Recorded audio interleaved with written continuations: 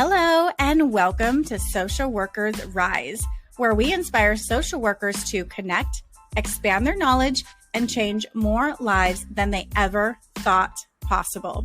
We will talk everything social work on every level from micro to macro.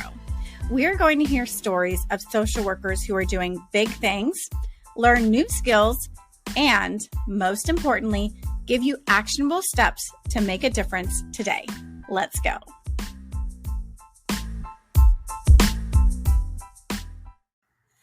Hello, and welcome to another episode of Social Workers Rise. It is your host, Catherine here. So I am enjoying my summer break. I'm doing lots of pool days, been going to the beach, been trying to stay hydrated, just trying to make more time for myself and my family and relax. So, with that being said, I thought it would be fun to revisit some of the past episodes that have been most listened to on the Social Workers Rise podcast.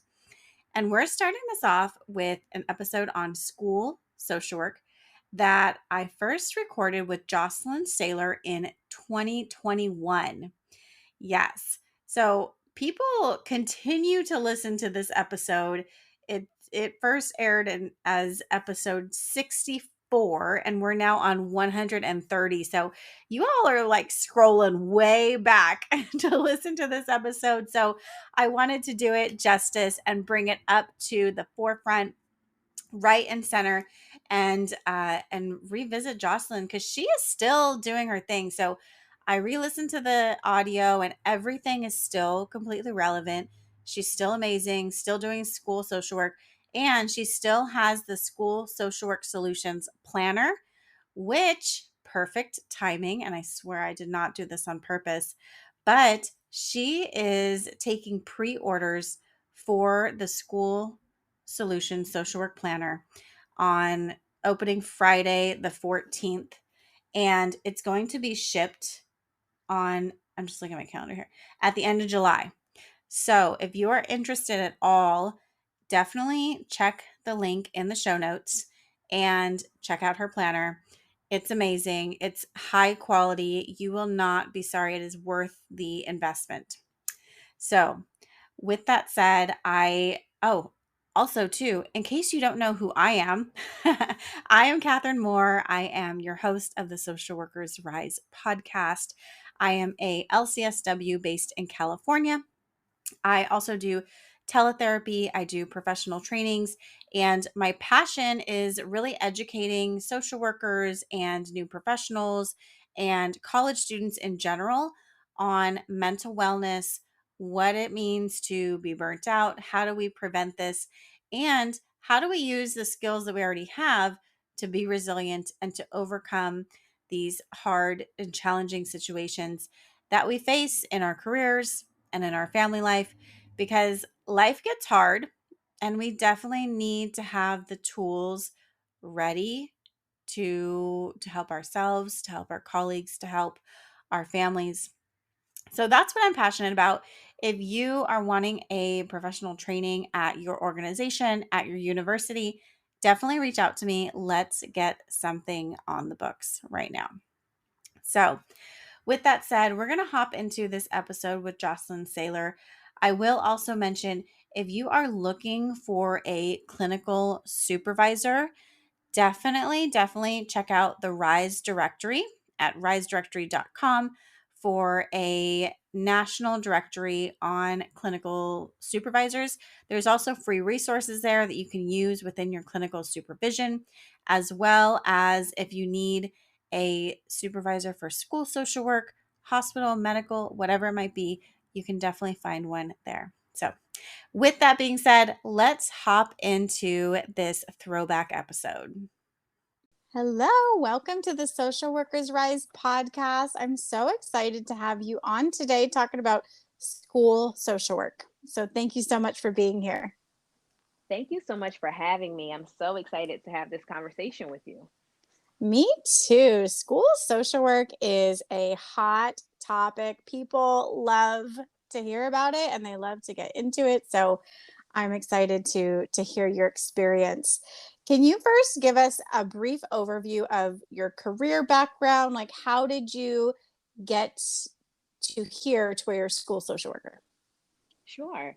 So I got my bachelor's degree from the University of Massachusetts Amherst. And right after that, I went to work in my former high school, working for a nonprofit organization called Gear Up. And through the program, we help seniors. We brought them on college trips. We helped them fill out the FAFSA, helped them throughout the whole college application process. And while I was working there, I thought I really like working with kids. Maybe I want to be a guidance counselor. And then I was like, I don't know. Maybe I want to look into something else. And I looked into social work. And with social work, that master's degree is really flexible, as I'm sure you know. You can work in different sectors. You can work in probation, medical social work, school social work, private practice. The options are pretty much endless with an MSW. And school social work was a goal of mine to work in a school, giving back to the students. So I then went on to get my master's at Springfield College. And during that time, I started working full time as a Department of Children and Family social worker, Child Protective Services. So I did that simultaneously while getting my MSW. I got a lot of experience there. And then about 4.5 years after that, I started into medical social work. And I didn't love that as much. It was like a geriatric population. And I miss working with the kids. So that was Hmm. only about a year I worked in medical social work. And then I applied to be a school social worker. And here I am 9 years later. That's awesome. Did you have to have any kind of special certificate to do that? So in my state, you have to have, it's called a 071 certification. It's a school social work certification. So we had to take a part of the teacher's test, which in Connecticut it's called the praxis. So I had to take the math and English and pass that in order to get my certification, which really doesn't make sense because we're not teaching the kids math or English, but whatever. Those were Right. the requirements to sit for the test. So I did that. I passed that test. I got my certification, and I also have my LCSW, but it's not required in my state. But I know in others it is, like in Texas. Right. Yeah. And here in California, you need to have the PPS credential, which don't Hmm. ask me about that. I have no idea, but I just know you have to have it. So it's interesting that each state is going to be a little bit different. Yes. Yeah.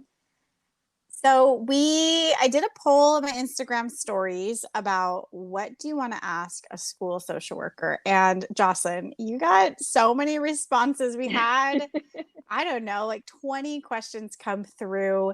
We're not going to be Wow. able to answer them all today. Um, but Miguel and Evelyn, they want to know what is a typical day like as a school social worker? So the days really vary, but I do have a schedule. So when I go in to the school, I usually come in, I'll have my coffee or my tea, sit down and check my emails, and then I'll look at my schedule for the day. So I have a weekly schedule of when I want to see individual students, run groups, but sometimes that schedule gets thrown out the window if there's a crisis or different situations happen with students and you have to kind of attend to the emergency at the moment. So, for example, today I had one idea of what my day was going to look like, and it was something totally different because I had to do a Title IX investigation, which is an investigation around sexual harassment or sexual misconduct. So Mm. me and the social work team had to do that because that took priority. It had, there was a video involved and students and there's all these different parts. So we had to focus on that today versus me seeing my individual students or running any groups. So it really does vary, but for the most part, I try to stick to my schedule even when there are different crises that happen. Okay. So you're meeting privately with students and you're also running groups? What kind of groups are those? Like, what do you talk about? So mainly girls groups. So I have one that is with 10th graders and one that is with seniors. And we talk about different things around self-care, around identity, self-esteem, healthy relationships, analyzing music. making vision boards, talking about goals. So it really just varies. And I kind of go with where the girls are. If there's different situations happening with their intimate relationships, their boyfriends or their girlfriends, then we'll talk about that, what healthy relationships look like versus toxic relationships, and how to communicate healthy with your partner. So those are some of my favorite groups to run with teen girls. And that's all I have really going on right now. I've done different groups in the past for grief and loss, for children who've lost a parent, or maybe they're incarcerated. The zones of regulation, that curriculum, which teaches children how to regulate their emotions, elementary school age, and children on the autism spectrum. But really, the curriculum is good for all children. I've run that as well. But right now, it's just the girls group. Wow, that's a lot. Yeah, That's I a mean, lot that you gotta be yeah, that you have to yeah, it know is a about. lot. It is a lot. It Yeah, is. that's awesome. It sounds very needed, and God bless you because I could not. It's not my calling to work with children. I love them, but Yeah. not for me. Well, the groups that I just named, I never ran all of those simultaneously. It was like one at Right. different points in time, because that would be a lot of work doing all those at once. Oh yeah, you'd be a full-time group facilitator. Exactly.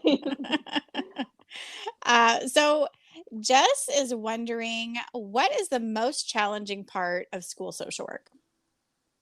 I would say the high caseload is the most challenging part. And when I say high caseload, it's not even necessarily that the numbers are high. So right now, my caseload is about, well, it's 35 students. But these 35 students each have complex trauma. They're dealing with different situations, they have different needs. So it takes a long time to really do a good job therapeutically with them, connecting them to services, making sure that the parents' needs are met so they can support their children. Um, it's a lot. So that's the most challenging part. I could spend like an hour and a half on one student to do a really, really good job, but there's not enough time in the day to spend that much time with each student individually. How much time do you typically get with each student, and how often are you seeing them? So typically it's about, 30 minutes, 30 to 40 minutes. And with groups, it's much better because maybe you'll hold the group for 45 minutes, but you'll have like eight, maybe 10 students in there. So you're meeting more needs at one time. Okay, So, that makes sense. And yeah. then do you see them on a regular basis and Mhm. like on a weekly basis or monthly? How does that work? Yes, most students are on a weekly basis. But if they're absent, then obviously we're not going to meet. But overall, it's usually a weekly basis, sometimes bi-weekly. But Mm, we really try to meet with all those students every week. okay, that's great. Is that for the whole school year or just as long as they need you? How do you decide how long or how many weeks? So it all depends on the classification of the student. So some students have a special education plan where in their IEP, it will say they need to meet with the social worker for counseling 30 to 60 minutes a week. And that's going to be for the duration of the IEP, which is 1 year. And then every year you meet with the team of individuals who work with the student to determine should you continue the services or stop them or pull back or increase. If a student has a 504 plan, it might have counseling written into that, which is a medical accommodation plan for students who have any kind of medical diagnosis that may prohibit them from accessing their education at 100%. So that could be ADHD, it could be sickle cell anemia, it could be scoliosis, and there's going to be different accommodations in that plan that are going to support the student to be more successful. And it also tells you how often you need to work with the student in the plan. So that's how those students, their time is determined. It's by whatever plan they have. But then you have regular education students who don't have a legal plan, but they have needs. So you're still going to work with them as often as you possibly can. But the priority is going to be your special education and your 504 students because they have legal plans that state you have to do this work with them. Ah, I see. I see. Okay, awesome. What would you consider to be the most rewarding or best part about your job?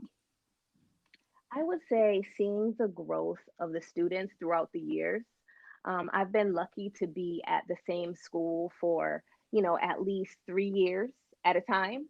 And you're able to see students, grow throughout the years socially, emotionally, academically, making connections with their families. And I would say my favorite part is those moments when you'll get like a thank you note or a letter from a student and they're showing their gratitude and their appreciation for your support. I have a box where I keep those. So I have letters and notes and pictures and cards from students, families, and coworkers from when I first started 9 years ago. And sometimes I'll look back at that and it reminds me, this is why I do this work. Oh, I love that. It's like a feel-good box. Yeah. Yeah. I love that. So, Yvette was wondering, how do you show up authentically in your work? Hey, it's Catherine here. I hope you are enjoying this episode. We're going to take a quick break to listen to these ads from our sponsors. Do you want to make your own podcast? Spotify has a platform that lets you make one super easily, then distribute it everywhere and even earn money all in one place for free. It's called Spotify for Podcasters. And this is the platform that I use because it makes it so simple to record and distribute your podcast all in one place using your cell phone. What you need to do is download the Spotify for Podcasters app or go to www.spotify.com/podcasters to get started. If you're planning to take the BBS Law and Ethics exam, the ASWB Master's or Clinical Licensure exam, or if you're studying for the MFT exam, then you need a proven program that can help you understand the exam questions and pass with confidence. If this is you, I highly recommend the Therapist Development Center. I personally use TDC to pass my law and ethics and clinical exams and found the program provided me with everything I needed to pass with confidence. TDC's program integrates various ways of learning in an organized fashion, containing all of the information you need to pass without the overwhelm. And now, bonus, TDC is also offering a library of continuing education courses that fulfill your license renewal requirements and will support you in your career development.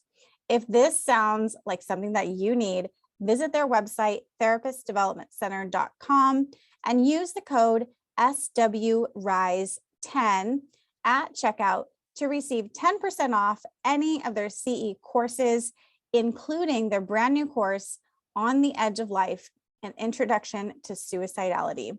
You can also check out the link in the show notes. So, authenticity really means you have to know who you are.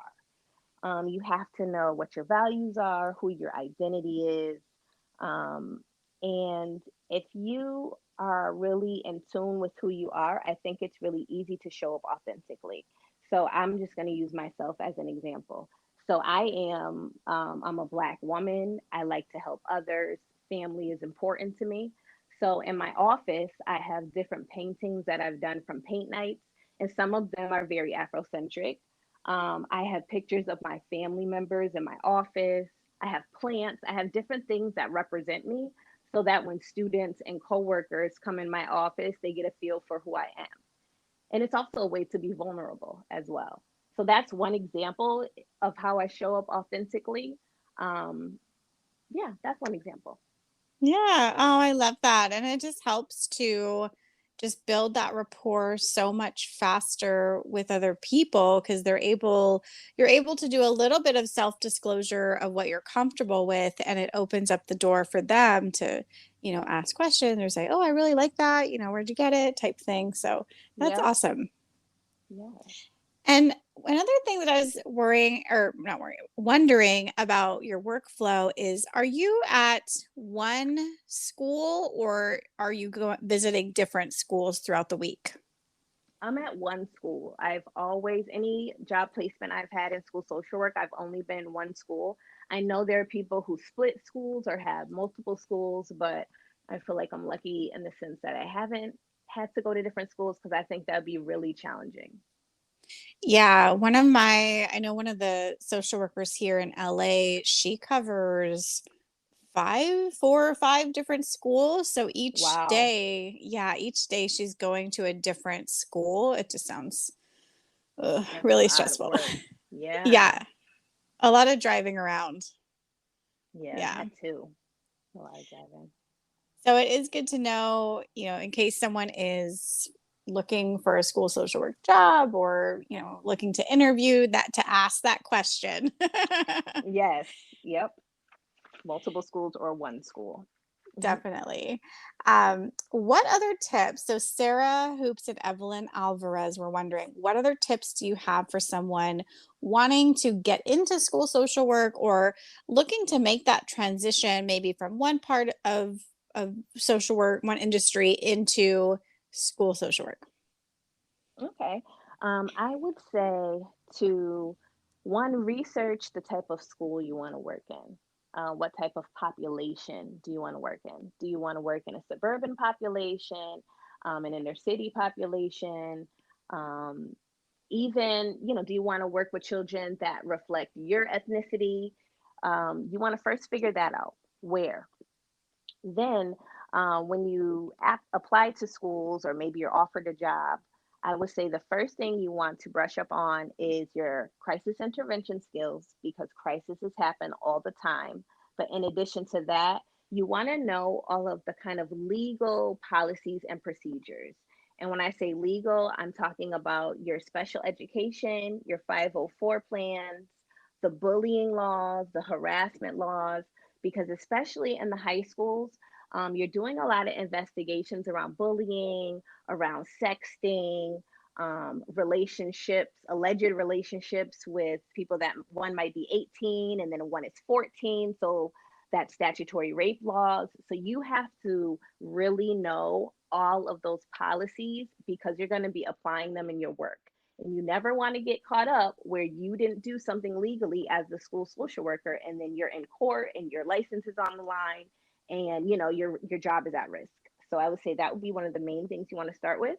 You want to have great de-escalation skills because you're going to be dealing with children and adolescents who have heightened emotions. They may be yelling, screaming, tearing up classrooms, and you're going to have to know how to de-escalate them and isolate them from the other children so they're not at risk as well.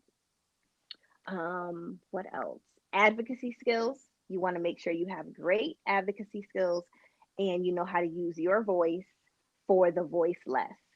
So I know in my experience, I'm working in the inner city. So there are a lot of parents who've had negative experiences with the educational system. And when we're in meetings, they're really on the defense. They may not be understanding 100% what's going on in the meeting, but they don't want to ask questions because they're embarrassed. And you have to be able to ask those questions so that the parents that you're working with understand exactly what's going on with the school and their child. So that's what I mean when I say advocacy. And those would be, some tips to start off if you're thinking about getting into school social work. Awesome. Definitely super helpful to know all of those skills. Um, and thank you for sharing that. That provides a lot of really great insight and helps people to kind of understand, where to even start. No problem.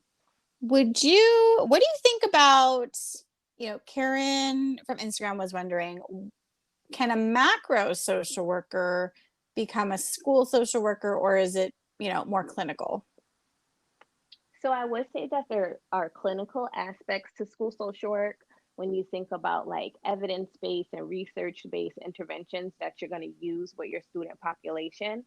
But I do think a macro social work student or a macro social worker could be a school social worker, um, especially because I personally think you want to have the micro experience before you can make a change on a macro level.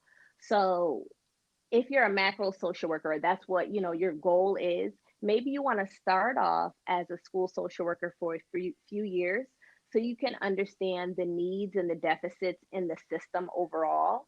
And then maybe eventually you go into like educational policy and you advocate for different changes. So I think in that aspect, yes, you could go into school social work as a macro social worker. Yeah, that makes sense to kind of start as a clinical social worker first, because then you you can kind of see, what would what would be the typical responses to a situation. How would the parents respond to this? Mm-hmm. Then you can plan on a policy level. Okay, parents are going to be really upset about this. How can we make it to where they understand, or they're less upset, or we can communicate better so Mm-hmm. there's no confusion. And that's how you're going to take the clinical skills and turn them into something that's macro. Mm-hmm. Exactly. And also, too, I've learned that the clinical skills have been really helpful on a macro level, because systems are just made up of people. And you have to Right. know, yeah, you have to know how to relate to people, how to talk to people. And once you can do that and form those relationships with key people or strategic people, that's when the magic really happens. Yes, I agree with that 100%. The other question that I wanted to ask, that I'm really excited to hear your response to, is you came up with the School Social Work Solutions Planner. Tell me Yes. about this. What This inspired it? How is it different? Tell me. So the School Social Work Solutions Planner is my second baby. So I already have a daughter, so that's why I call it my second baby. and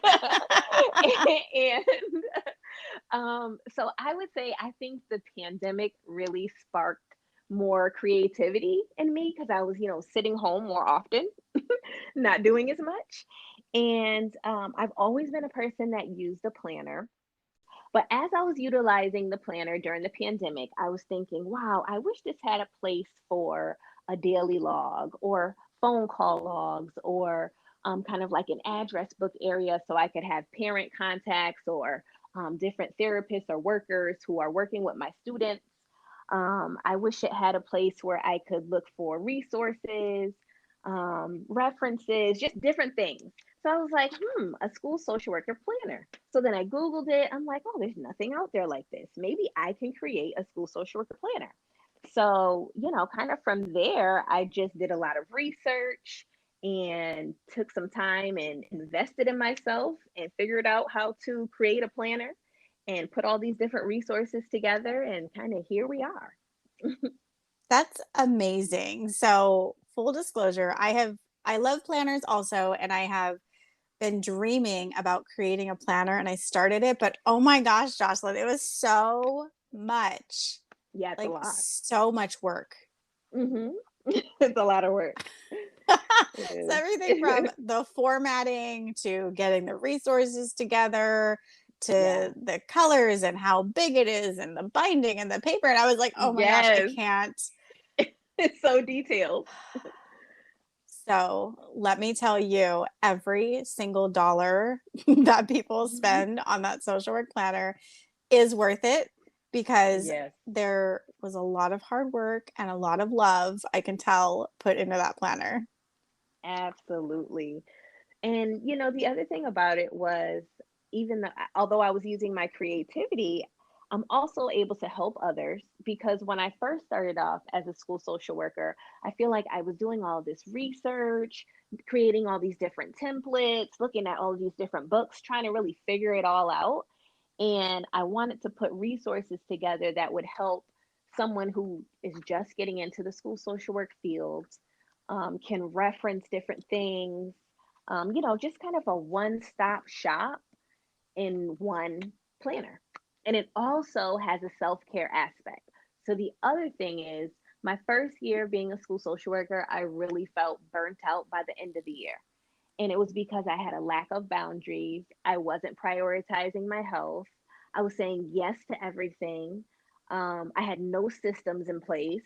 So I want to prohibit that from happening to another school social worker. So they need to make sure they have this planner because it will help them. Yes, yes. I've thought about that too, is adding a self-care thing to the planners, because just like, you Yeah. hear about it and you're like, yeah, yeah, whatever. But you really do have to think about it on a daily basis and make it a Yes, priority on a daily basis. you do. Because, social workers we're in the habit and the routine of giving and giving and giving until we're like, oh shoot, why do I feel so depleted and burnt out? Yes. Yep. Yeah, that's awesome. I love it. I love it. Where can Thank you. people find and buy the School Social Work Solutions Planner, and where can they connect with you? So they can buy the School Social Work Solutions Planner on www.schoolswsolutions.com. And you can find me on Instagram at School Social Work Solutions.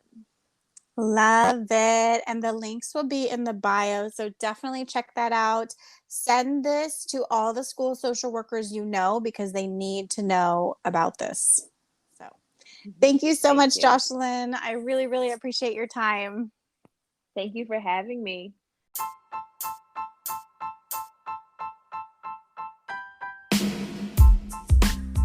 Thank you for listening to another episode of Social Workers Rise. If you love this episode, be sure to subscribe and text this episode to a friend. If you want more, there are a few ways we can get to know each other and work together. First, definitely subscribe to the Friday resource email list. The link is in the show notes. And that's where you can learn more about the courses I offer, including Clinical Essentials for the Future Therapist and the Pulse Basics for Medical Social Workers. I'll also be sending out occasional tips and resources and other happenings within the social work industry. And for all your clinical supervision needs, be sure to visit risedirectory.com. This is a national directory of clinical supervisors for social workers, and we also provide free resources that you can use within your own clinical supervision. Lastly, if you have more individualized needs, I do offer coaching, individual consultations, and am available for public speaking engagements for social workers and change makers. Lastly, the boring legal stuff, but very important.